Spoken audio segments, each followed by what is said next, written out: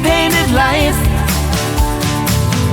from an empty canvas with blinded brush strokes, ultra beauty, magnificence.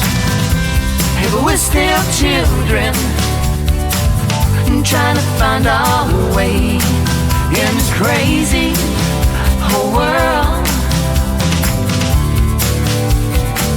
I'm here to stay with you and me, you and me forever. It's you and me, you and me forever. Young and free. All right, you're listening to the Table 12 podcast. Danny Barr, Paul Marino, Rob Klein on the board. Gentlemen. Hey, how you doing, guys? Afternoon. So we started off with a new song by our friend Billy Mutz, recorded right here at RJC Studios. Rob, nice job. Thank you. Billy, I love the song. Matching Tattoos. Matching Tattoos. Yep. It is officially out there. Dropped May 15th. They Friday, May 15th. Well done. Well done, Bill. It's catchy. It's like a Mickey Dolenz Monkeys type of song. I like it. I really like it too. Is that Billy must be singing that, right, Rob? Yeah, Billy's singing it. It's pretty good. And then I produced the whole thing. You're unbelievable. I tell you, you wear so many hats, you're going to have to get another hat rack. That song was a year in the making. Really? Oh, yeah. It's awesome. Very nice job. Thank you. Well, it came out great. And, we're going to have Bill in at some point. Or Billy, sorry. Billy. I just found out today he goes by Billy. Because there's someone else named Mutz out there. Bill Mutz, he's like a mayor candidate in Florida. Yeah, we don't want to mix up somebody with that mayor candidate. I just can't believe there's somebody else with that name. Billy Mutz. Other than his father. Yeah. I bet his father didn't have that name. Oh, possibly. But really, congratulations to him getting the song out there. We played quite a bit of it now. Does this mean we have to pay him? Do we have to pay him? No, no. We didn't have to go that. We're promoting it. Yes. We're like Alan Freed. Since I produced it, we don't have to pay him. If we were like Alan Freed, we'd have a few bucks in our pocket then. Well, there's always hope.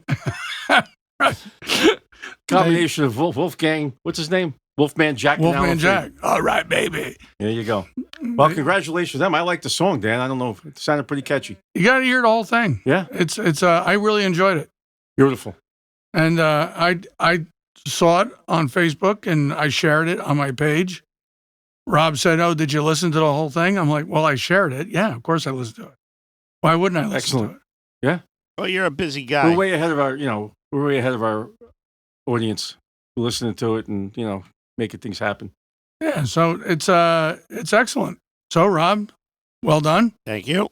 Sounds great. Bill wrote it, You right? guys are on the social Yeah, media. Bill wrote it. You guys are on a lot of social media, you guys, right? Well, we try to do what we can to help the show, Paul. I'm on Instagram. I told you that, right? You're on Instagram? Yeah, I follow a lot of, I did it because Maria's on there a lot. And but you don't post anything. I do. I actually have a friend now, a new friend on that's been texting me back on Is Instagram. that one of one? A famous person. Okay, it's called messaging, but Charlotte Flair and I have been talking on Flair about wrestling. Flair. How do you Flair? Charlotte Flair. Is that Ric Flair's daughter? Yes, it is. 14-time world champion. She's the GOAT of the women's division. And her father She's a 14-time world champion? Yeah. And her father was the GOAT. He's in the Mount Rushmore. So I sent her a message. I liked something, because I follow posts and I put sometimes. Okay. And then she sent me something back.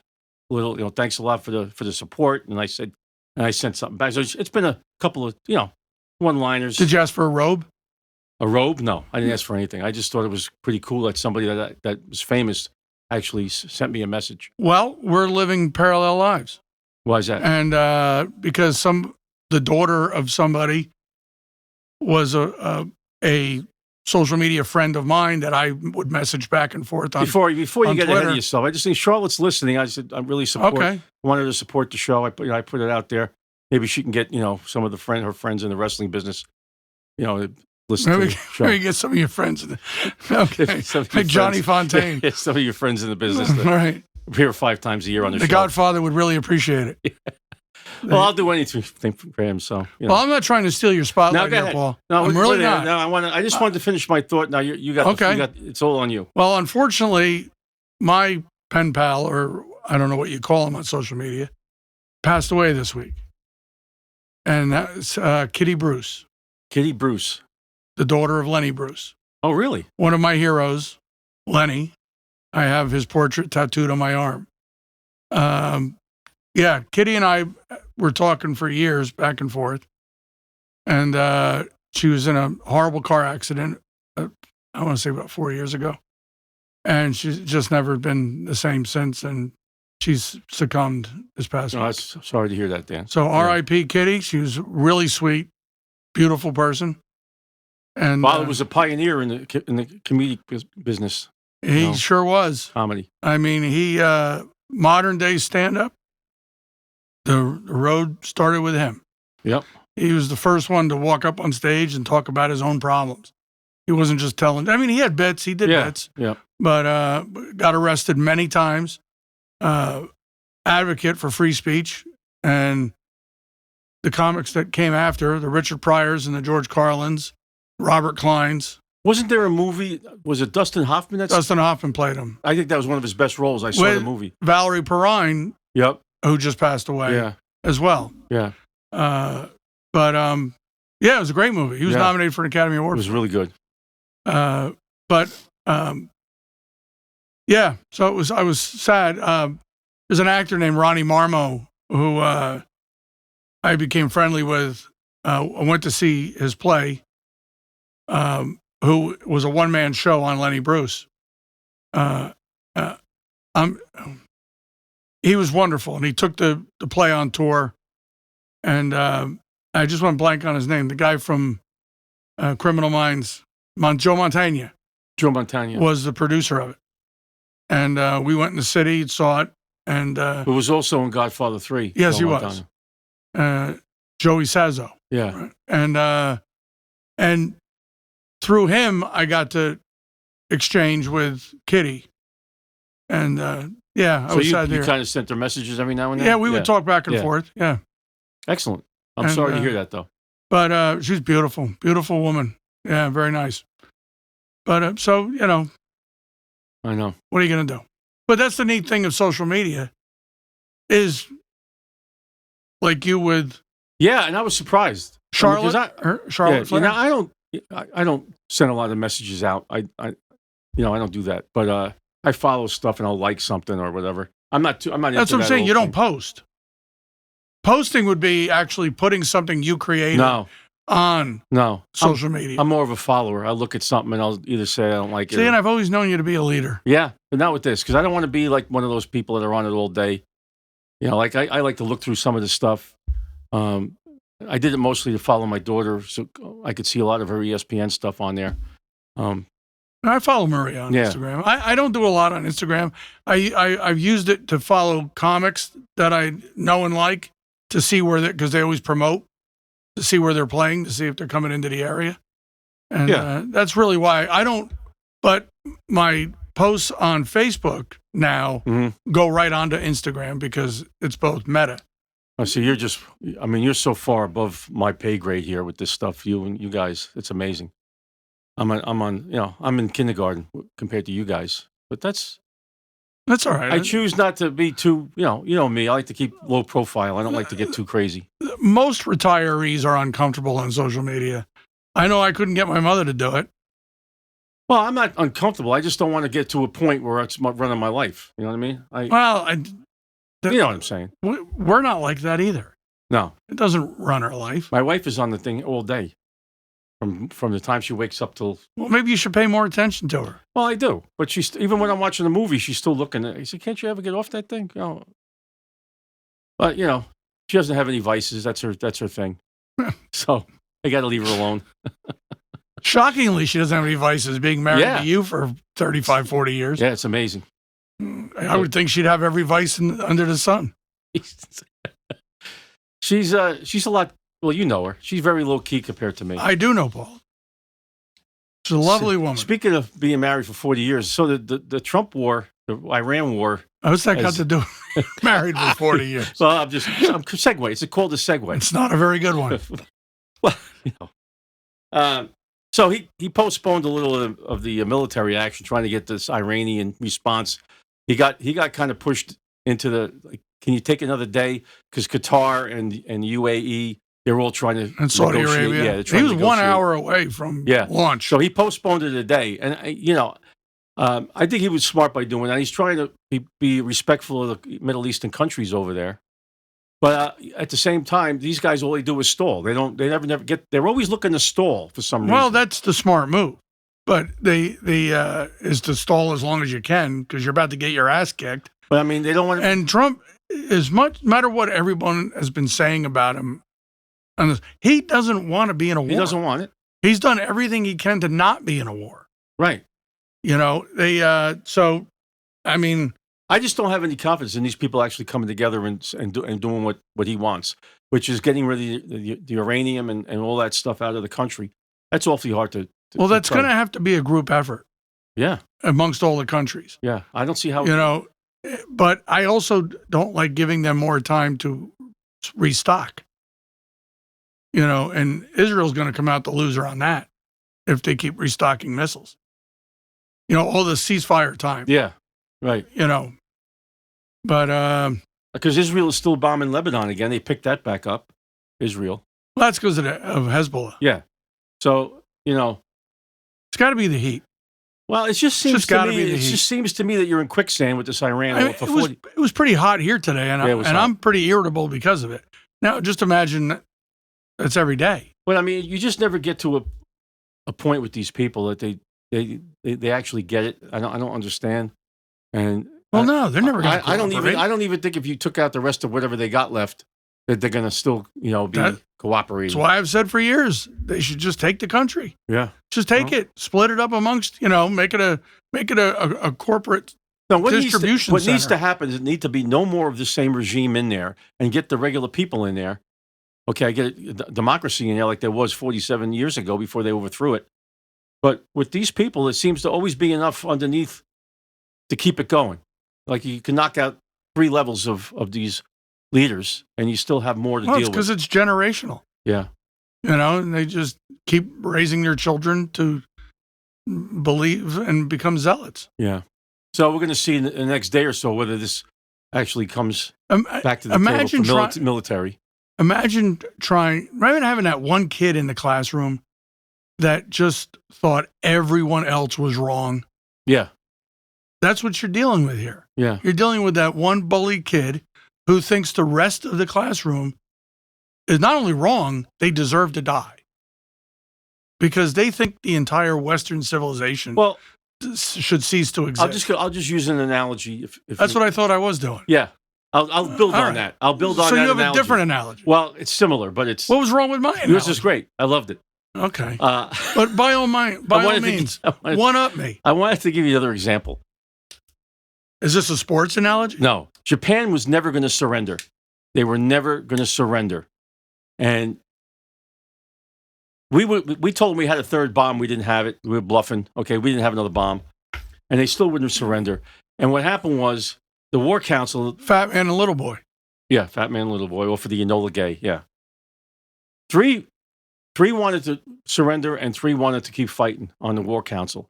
And you know who broke the tie? Somebody who never got involved, which you're gonna know the answer when I say that. Hirohito finally came forward and said, "This is stopping." There was 2 underlying reasons why. I think I might have mentioned this to you once before. Russia had started taking over Manchuria. They were forcing their way towards Japan. Okay, and they declared war on Japan. They wanted to be involved in splitting them up, just like Germany got split up.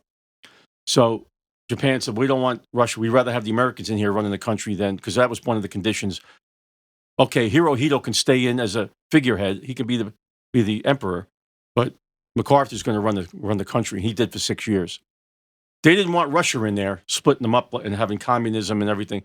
So, but they would have fought on. I mean, they had to have an intervention there. So I don't know who could intervene. There's nobody that would have a level head in Iran to be able to say, I don't care what you guys want now. We're not going to destroy the rest of the country. We want you out. They got no guns. They got, there's nothing. I think my analogy was simpler and a lot shorter. But it was more in depth, mine. Yeah. It was very, but it was. But I get your point. Yeah. But we don't have Harry Truman here to drop the atomic bomb. I was just trying to give you a whole analogy. Who was a Democrat, ironically? Yes, he was. But Democrats were pretty good back then. They weren't like today. Right. You know what I'm saying? Anyway, and then just one more thing on the nationalist front. The U.S.-China visit. Trump, success. The only thing that I heard that came out of it so far is they're going to have a new trade board between the two countries deciding on trade. And I don't know what. Are they going to get Hunter Biden to? I don't know what that means. I don't know what that means. But speaking of, because he won't do it for free. No. But I don't know how that's going to help. I don't know whether it's just something you have to come up with something that you did for those 4 days. But the other thing is, I saw at the White House. He does his press conferences with President Trump. Mark Cuban every day. But Mark Cuban was behind him, and he hates. I thought he hated Trump. They're doing the prescription Trump RX. So Mark Cuban, if you're going to make him money, he's on board because he says he's got a good business and he's happy back there standing behind Trump. I couldn't believe it. Yeah. Hyman Roth always makes money for his friends. Yes. If there's a briefcase with $2 million on the table when I wake up in the morning, I know I have a partner. If it's not there, I know I don't. Anyway. So you got some other items there, Dan? Well, just some things I found interesting. Well, this whole redistricting. Went to the Supreme Court, correct? Well, the Supreme Court wouldn't hear it. I thought they ruled on it. No, there's a Virginia Supreme Court ruled on against it. Right. And then, so they went to the U.S. Supreme Court, and they said, we're not listening to this. I've got kind of a mixed feeling about it. It's only supposed to be done when they do the census every 10 years. So people on the left, when they lost this case, and now Virginia can't redistrict, but Illinois did it, California did it first, Texas did it. People are getting pissed off, and they're saying it should only be done every 10 years when they do the census. And I don't disagree with that, except when you let 10 to 12 million people in the country illegally, and then you want to give them amnesty and let them vote. Well, then you might can't wait for the census. Mm-hmm. That was very good grammar on my part. Stacking the deck. Might can't wait. Yeah. You went to Hamburg school, so I mean. Hey, whoa! All my kids went too. I'm not making fun. You were the mayor for 25 years. You couldn't do anything to help improve things. I couldn't do anything with that part of town. They well, it's not like there was a wall along Route 23. But anyway, so I found that interesting that both sides are bitching and moaning about it. But if you look at the redistricted maps that they want, none of it makes sense. Well, the Virginia they even said they're stacking the deck against Republicans. Well, right now it's 6 Democrats to 5 Republicans in Virginia. And if they had won their redistrict, it would have been 10 to 1. Yeah. So they want to stack the deck. New England. There's not one Republican is represented from the 5 states of New England. So both sides are getting pissed off. But all we can do is just sit back and watch it happen. Yeah. But so I found that interesting. But the thing that is, speaking of New England, you got to start paying attention to the Maine Senate race up there. Now, which state? Maine. Maine. Graham Plattner is running for Senate. Now, supposedly he's an oyster farmer. Okay, mm-hmm. There's a career. I don't remember that trade being offered at Tech when I went there. Well, I know they have a lot of those oyster farms, and anywhere where there's water. Well, you need to have oysters. Yeah, Right. Yeah, but I mean, you have to have like a fishing town. Well, I would imagine you can't have it in the Midwest. I would imagine it would need to be There's no oysters in Kansas. Coastal, I would imagine. Yeah. Well, there's a different kind of oyster out there. Okay. But the guy's a vet, deployed 3 times, I think. Dealt with some issues coming back, but he had a Nazi tattoo on his chest that he had covered up, which I guess would be suggested. If you're going to have a Nazi tattoo, cover it up. He's just nuts. And then now, because they're doing a deep dive on him, because his opponent in the primary dropped out, so it's him against Susan Collins. So now, this is why you'll never get good people to run for federal government level offices. Because the opponent side will do a deep dive on you, and they will turn over every single rock in your life. Right. And in this world of the internet, I don't care if you think you deleted something or not, it's never gone. It's forever. And they're pulling up obscene tweets this guy did, and that is one of the races to watch in this country, because it's getting ugly. And now, is he denying that he's a Nazi? Oh, he just said it was a bad decision one night. Oh, okay. While drinking. All right. And listen, I'm not going to argue with that. I've never made a good decision while drinking, so I can tell you that flat out. Yeah, but you don't have any. But Nazi tattoos. I never got a Nazi tattoo. Right. I'm covered in tattoos, but not one of them has to deal with white supremacy. And I'm proud of that. Right, but I mean, the Democrats always say that we're the Republicans are the Nazis. He's running as a Democrat. Well, and if you ask, what's her name from Massachusetts? Pocahontas. What's her name? Oh, Warren. Elizabeth Warren. Elizabeth Warren. He made a bad decision. See that? Yeah. And he's apologized. Unbelievable. And now he's going around Maine, introducing himself and letting the people of Maine get to know the real Graham Plattner. Herman Goering apologized at the Nuremberg trial, but I'm seeing an extra from American History X is what I see when I see the guy. Yeah. But so that's an interesting race to watch. The California races have just got me glued to the television. The governor and the mayor of LA. Yeah.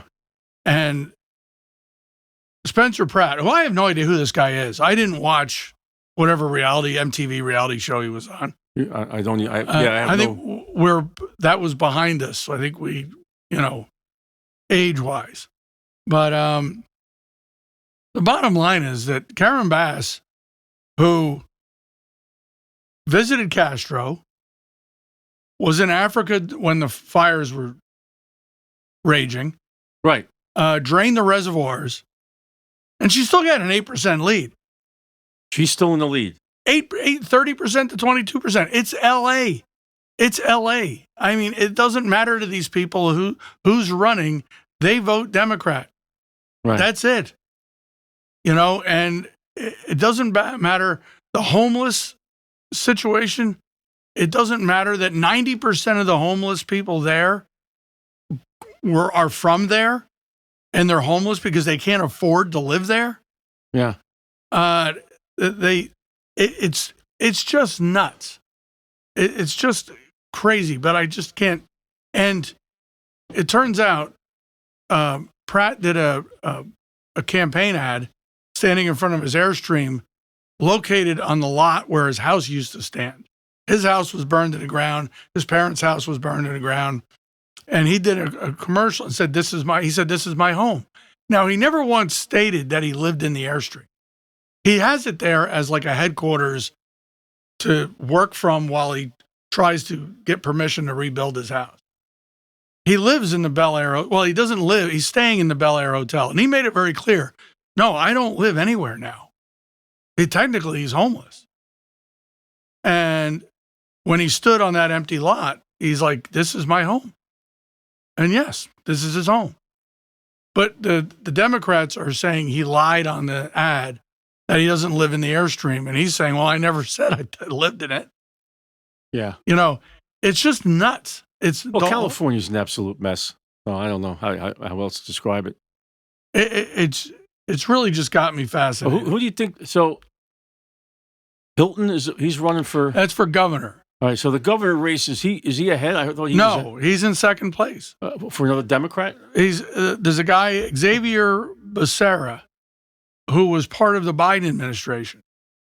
He was I think he was Health and Human Services secretary in the cabinet, and never showed up for work. Least present member of the cabinet, if that's possible. But he's going to fix California, and he's leading by 2%. And then you have Hilton in second place at 17%.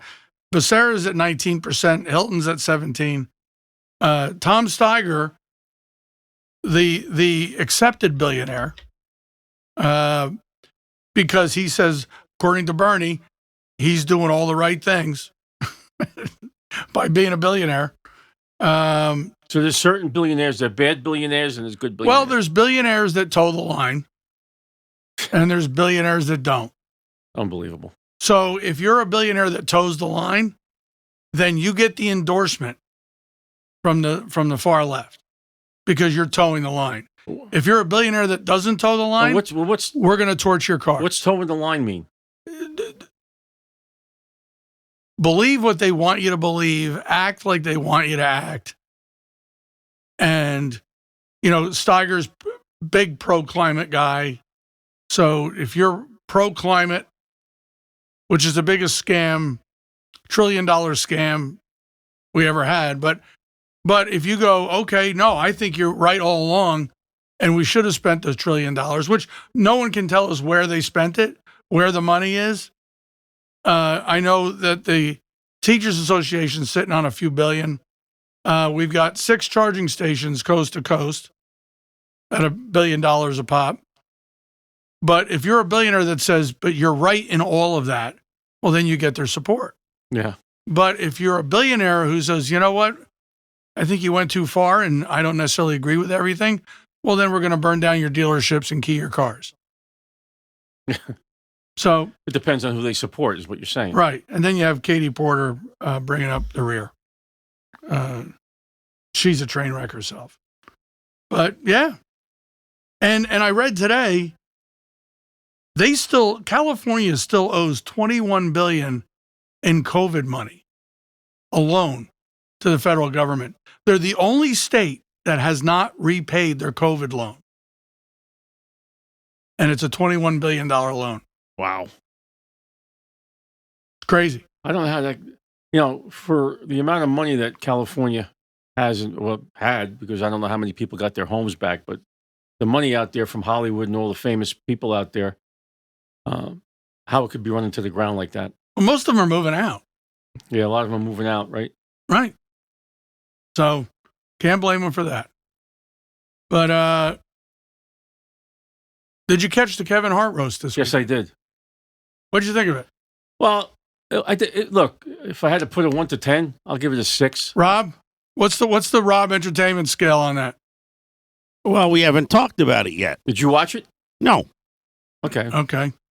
Well, I mean, I'll give you the entertainment scale after Paul's done talking. Right now, it's not good. No, I'm talking about the Kevin Hart roast, but that's all right. Well, I didn't watch it. I wouldn't know. I mean, there was a lot of people I didn't even know on that dais. Well, there was a 2-level dais. This is what I didn't understand. And the whole back row didn't perform. Right. So why were they there? I guess they were just friends and what have you. The lower dais, but there were people sitting in the audience that should have been up on stage. Yeah, like who? Like Burt Kreischer. Burt Kreischer was sitting in the audience. One of the biggest comics in the country. A lot of the same type of jokes. I will say this, it wasn't too political. There was a couple of bad things that were said I didn't like, but it wasn't constant Trump bashing. It wasn't. It wasn't like that. It was really going hard on each other. I thought this guy, Tony Hinchcliffe, was the best out of them all. He usually is. And he was really good. And they were picking on him. I guess he's a Republican. Well, they make a lot of gay jokes about him. Yeah. But he's not gay. No, he's not. And Pete Davidson, I thought was good. Well, just get back to Tony Hinchcliffe. Yeah. Please allow me to comment. Well, you asked me, and then you. I know, you're but please allow me. I'm not interrupting. It's called a conversation. Yeah, but you asked me a question, then you said yes, and then you answered it. All right. And now I'm responding to the answer. Okay, That's how this goes. Go ahead. It's a good thing there's 4 feet between us. Go ahead. What's your Tony Hinchcliffe? Yes. Okay, Tony Hedgecliffe. Hinchcliffe. I got a Hedgecliffe down. You had the name wrong? That would be wrong. Okay. But he has a podcast called Kill Tony. And Shane Gillis is a regular on it. Joe Rogan's a regular on it. He does it out of Austin, Texas.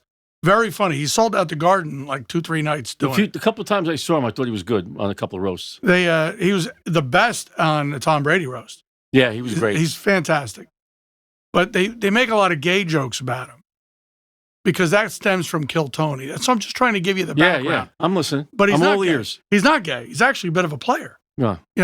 But it's fun to make the gay jokes about him. So that's why they were doing it. Yeah. But I thought he was one of the 2 best of the night. I don't like Chelsea Handler much, but she was pretty good, I thought. She was okay. She can be funny. She wasn't bad. And I love Cat Williams. I thought he was the best out of everybody. I wasn't too thrilled with that one. I thought Shane Gillis was good. Gillis is great, and he did a great job hosting. hosting. The Rock was horrible. It was way self-indulgent. Yeah. Way too long. It wasn't about him. And not funny. No. And it wasn't about, he made it about himself. Right. So overall, I really liked the Cat Williams part because that was kind of a different, they hate each other or they weren't. I'm glad they kind There's a riff, and the riff's still there. That was all just for show. Yeah. And Cat Williams even said it. He was there for the check. Yeah. I thought the best was Big J. Okerson. He wasn't bad. That was the guy with the color hair, right? Yeah, he had red dye in his hair. Yeah. So he was the least known of everyone up there. I mean, you really have to follow comedy to know Big J. Mm-hmm. But he's hysterically funny. But the reason he was there was because, and he touched on it a bit, with the best bit of the night with Keith Robinson. That was the best bit of the night. But Big J's a Philly comic and was already a working comic when Kevin Hart started as an open micer. Okay. And one of the best things I heard was one night Big J was standing in the back of the room. Kevin was doing open mic. I mean, he was like really just starting out. But they knew he had something. They knew he was charismatic. They knew all quick-witted. Right? So he was in enough to get his balls busted by the other comics. So Big J was standing in the back of the room when Kevin was up there, and it was kind of a dead crowd. Big J went to the bar and got the phone book, back when we had phone books, and he threw it up on stage and yelled out, "Find someone that thinks you're funny." And I just always, for someone who has been on stage and bombed in that atmosphere, if someone had done that to me, I would have cried out of laughter because it was so funny. Yeah. But his bit on talking about, so when Kevin Hart was starting out, he knew he had to get outside of Philly. So he started going to New York, but he didn't have a car. And so he was bumming rides from other comics doing the 2-hour drive between Philly and New York. And Keith Robinson is a New York club comic legend, right? Started out with Jim Norton and Colin Quinn and that whole crew, and he became part of that crew. Right. But a few years ago, he had a couple of strokes. He still goes up and at the Cellar, Comedy Cellar, and still goes up and does stuff, but he has to walk with a cane and he slurs a little bit. But everybody owes a debt to Keith Robinson. He supported everybody. And he actually was driving Kevin Hart back and forth from Philly to New York because he knew Kevin had something special. Right. So Big J does that whole bit on, after the hurricane, he wasn't taking Kevin's calls because he knew Kevin was going to give him money and he didn't want, and he was a struggling comic and he was too proud to take the money. And then Keith Robinson called him and said, "Take Kevin's call. He wants to give you $10,000. And he's like, I can't accept it. And he goes, it's not enough. Yeah. Because he said he's already did Ride Along by then and he was making big money. But he says, and I just want to mention my friend Keith. He's no longer with us. And they put the big picture of him with angel wings. Yeah. And he's sitting right in the front. Yeah. That was to me was the funniest moment of the entire show. That was. I waited 3 hours for that moment. But look, you warned me. You said I'm not going to like a lot of it, but I didn't like the Charlie Kirk jokes. But well, it was one Charlie Kirk joke. There was the second one. I forget. Well, there was one by Pete Davidson. Yeah, but there was another one, but it wasn't as. They I remember who did it. But roasts, the whole point of them are to be as offensive and dirty as possible, and that goes back. They started with the Friars Club years ago, and that was where it all stemmed from. Yeah. And but sometimes there's places you don't need to go. Yeah. But Pete Davidson gets hammered every roast because his father was a firefighter who died in 9/11. And they did it at this roast. They did. So Pete makes an inappropriate joke. I don't like it. I'd rather he didn't. Yeah, like one of them said, your set was so bad, your father's rolling over in his rubble. Right. That's tough. Yeah. But Tom Brady, I thought Tom Brady was better than Rock. He was better, but he also had better writers. Yeah. Draymond Green. Yeah. Tom Brady, The Rock, they all got writers. They're not going up there with their own wit, believe me. No. And then the girl, what's her name? Shania Williams. What was her name? The big girl with a lot of hair? Cheryl Underwood. Oh, Cheryl Underwood. She's brilliant. She is good. Absolutely brilliant. And they pulled no punches with her either. No. Talking about her husband and what have you. But, it wasn't something I watched the whole thing. I didn't have to, it wasn't so bad I turned it off. I thought it was, 5 or 6. I thought she had one of the 3 best sets of the night, Cheryl Underwood. It's fantastic. So so I followed your recommendation. Just like you asked me to watch Marty Short. Which I actually didn't ask you to watch that. We're going to talk about it next week, but I didn't ask you to watch it, Paul. You said something about it, and we were sitting at the table, table 12, and I said to you, "There's a doc on Martin Short," and you said something disparaging. I don't really remember. I wasn't a big fan, right? And I said, "Okay," and I dropped it. I didn't ask you to watch it. Well, my wife wanted to watch it, so I watched it. Well, that would be different, wouldn't it? But what I'm trying to say is, I said, "Well, Danny wants me to watch this, and that would have been a lie. You lied to your wife. No, you wanted me to watch it. I didn't give a shit if you watched it or not. You absolutely wanted me to watch it. I didn't give a shit if you watched it or not. Well, I don't think we have to use that type of language, but I'm sorry. Is the FCC listening? Listen, I'm just telling you this. It was great. That's the only reason I brought it up. So, he's great. The whole documentary was great. He's the funniest guy on the planet. So I'm just trying to give you a little, I tried to follow your recommendations. It wasn't my recommendation. And Paula wanted to watch it, so I said, listen, I'm going to do this. Let's kill 2 birds with 1 stone. My boss at the station wants me to watch it. Boss. And you want to watch it. Let's watch it. And I was very surprised that it was that good. Rob, I'm putting it on the record. I did not ask him to watch it. I did not suggest it.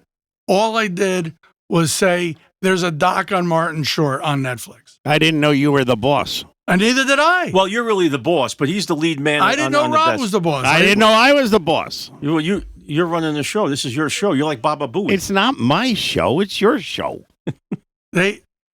Rob, I'll give you the 1/10% that splits this up in thirds. Well, he's got the equipment in the house, so I think he gets the. That's how he gets the 10th. He gets to the top here. Plus, he does the ratings and everything else about how the show's going. He does all of that. Oh, here it comes. Well, but we have to. We can't do that. Don't disclose that now. We got another segment. Yeah, but they might not listen to the next segment. So you don't know. By the way, we got to work on our socialist point of view because we lost Vietnam. They're not listening anymore. We still have the 1 listener in Spain. I thought we had 20 in Spain. No, 1. Oh. We have 1 city. Catalonia. How do you know we all have more than 1 person? Catalonia. Then we got Rob's friends in Florida with the restaurant. They're listening. They're not. They didn't listen. Come on. I saw Florida on the list. We promoted them. Florida was on the list for the other segment. The segment where we talked about the restaurant. Go on that segment, Rob. Florida is not on there. I don't have that kind of time. Well, let me ask you a question. Maybe, You just got a job, for God's sakes. All you had was time when we did I it. know, but now I don't have time. Well, then you should have done it a month ago when we did the show. But I don't look at it like you do. Nobody looks at it like you do. Well, at least I'm getting my $25 a month worth. Well, there you go. I only go by the fan mail I get every day. That's how I know who's listening. But I had a question for you, Dan. Now, the analytics, does it tell you, because the restaurant that we promoted, that he went to, the best restaurant, he said, in the country. Right. Now, are the people driving down from a different town to go to this restaurant because of what we promoted, and we're still not getting them to listen down there? Nobody in Florida, including our friend Chico, didn't listen to that segment. No kidding. Because when you click on the United States on the analytics, it tells you every state someone listened from. And on that segment where we talked about that restaurant, Florida is not on that list. Wow. And Mike listens every week. But is Texas on the list? That's where they're out of. I thought they lived in Florida. Didn't they live in Florida? Texas was not on that list. But we were talking about the Miami restaurant.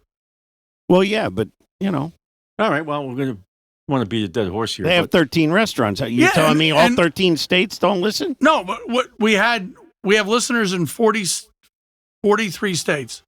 Okay. Now, I don't know where every one of their restaurants is, but the one you talked about, the one you was so excited about, nobody listened. I'm still excited about it. Jesus didn't listen? No. Oh. Leanne? You would have thought Jesus listened. For God's sakes, we talked about him for 10. I'm sorry, Jesus. We talked about him for 10 minutes. Well, maybe people should go back and listen. Maybe they'll hear this one next, and then because I'm sure they're getting more patrons from the show driving down there. Who knows? I'm with Paul on that. Yeah. Listen, glasses half full, you guys. All right, guys, we're going to leave it there. We have another segment coming back. That's it? Just for this segment. We're going to come back in a short break, after this short break. I guess Paul's done. We're not going to commercial. We're actually stopping this segment and going to sports. How come Paul always gets the call when we're done? It's always his call, Rob. Thank you for noticing. Well, I mean, really, seriously, Paul, really, he gets annoyed, and then that's it. When he's done talking, it's the end of the show. No, Dan starts the show off, and I have to gauge when it's enough. And I think we've had enough for this segment. I don't know if you should be that gauge. And you know when he gauges we've had enough? When he's annoyed. No, when we start having fun. Right. And we can't have that. Right. Paul can't have people having fun around him. Right. The other day, I stopped at the cottage to say hi to the guys at the table. And there was one point, Rob, where I was talking to George and his name is Rob as well, right? Right? Rob. And Artie was talking to Paul, Mayor Paul, the other Mayor Paul. Nobody was talking to Marino. And so what does he do? He says, I got to get going. Because no one was paying attention to him. Well, just like on the show. That's not accurate. Yeah, I got things to do. I can't be sitting here all day. Well, look, I looked at my watch. Yeah, and I had to go out and run an errand, and when I came back, your truck was still there. I only stayed a half an hour or so. You stayed at least another hour. No way. I don't stay that long. Yeah, you're so full of shit. But it's funny. You make me laugh. I'm glad. I got to go. I got things to do. Well, I got a lot of paperwork. I had to do a lot of paperwork. I did a lot of shredding this week from the attic. Shredding is exhausting. It's tough. I know. You got to sit in a chair and everything. So you don't take it to the dump to get it shredded? Oh, this is classified documents. Yeah, Rob. I got my own shredder. The guy was mayor for 25 years. There's a lot of stuff people can. It's not for your eyes. It's not for your eyes, Rob. It's not for my eyes. You can't toss that in there. I sat next to him for 20 of those. No. You go there and they put it in the truck and you watch them shred it. I shred it at home. I don't have to drive there. Yeah, but it takes you 10 times as long. And you don't have to pay for it. Not the way I do it. Oh, there it is. It does not the way I do it. I do it in increments. One sheet at a time. Increments. Yeah, he does 3 sheets at a time. No. I'll invite you over next time I'm doing it. Do you drink while you're doing it? No. No. He was heading towards 3 sheets of the wind. That's where I was going. I knew where he was going with that. Yeah. Paul, stop listening, Rob. Don't worry about it. I'm all business when I'm home. No, Paul's already turned himself off. I tried to end it. You guys can decide when we're stopping. He's sitting here wearing his free shirt from the town and everything. I know.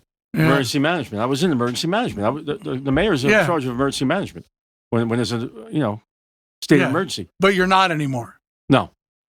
So you're going to be walking down the street and someone's going to have a problem. They're going to think you can help. Well, if they ask me, and I'll you're going just to have tell to go, them I'm nah, retired. sorry, I don't do that anymore. Yeah. How old is that shirt? 3 years. Maybe. Oh, no. Yeah, it's brand new. Oh, Look no, at it. no. You could tell it's new. It's because you don't wear it much. Yeah, there you go. I've been retired for 4 years, so I didn't get anything after I retired. Yeah, well, enough about me. I got rid of my town shirts because I was no longer representing the town. Well, I'm not representing the town. Well, you're wearing a patch. Right. You got a patch on your left breast. Well, it's a shirt. It says you are representing the If town. I'm wearing a Yankee shirt, does that mean I'm I always wonder when people wear uniforms. If I'm wearing a Yankee shirt, am I a Yankee? If you're wearing a uniform, I don't wear uniforms. I'm just saying if I wore a Yankee shirt. You wear a football jersey to Giants games. I don't know. No, I I don't. think it goes I don't back to even the go to Giant swastika games. guy. That was just a bad decision. I haven't been to a Giant game in 16 years. I was with you at the last. It was the last one I went to. As well. I never wore a jersey to the game. You were number Never. 10. Number Never. 10. Never.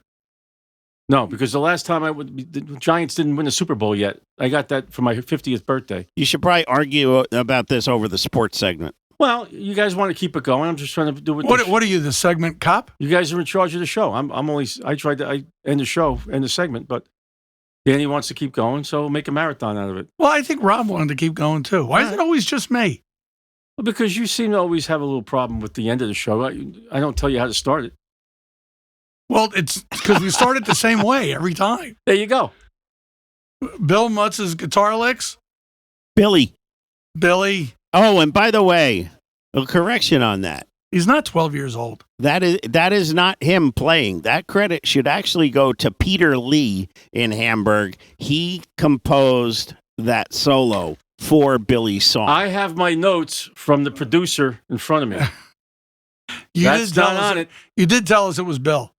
Yeah. I don't think so. Yes, No, you did. wrote it No, down I on said the it was notes. Bill's song, but it realize- wasn't him playing it. You realize we can go back and listen to a previous show where I'm you tell telling us, you, it's- where you tell us it's Bill. It It's says Bill's song song. title, matching tattoos, God's artist sake. Billy No, Mutz. that has nothing to do with it. No, you're that talking about part, the that's intro. not. That Talking intro about is the not intro. part of Matching Tattoos. That's part of a different song. Do you even know what you're doing here? I don't understand how Rob is he's moving the goalposts all the time. I don't know what's right and what's wrong. I'm just trying to give the guy who actually played it some credit. All right, so what's his Peter name? Lee. Peter Lee lives in Hamburg. Very Okay. good. Thank you, Peter. Now do we have to pay him? Yes. Well, that comes out of your cut. Okay. Bye-bye. Yeah, good thing I got that extra 10th. Yep. There you go. Okay. You had it and you went with it. All right, Paul.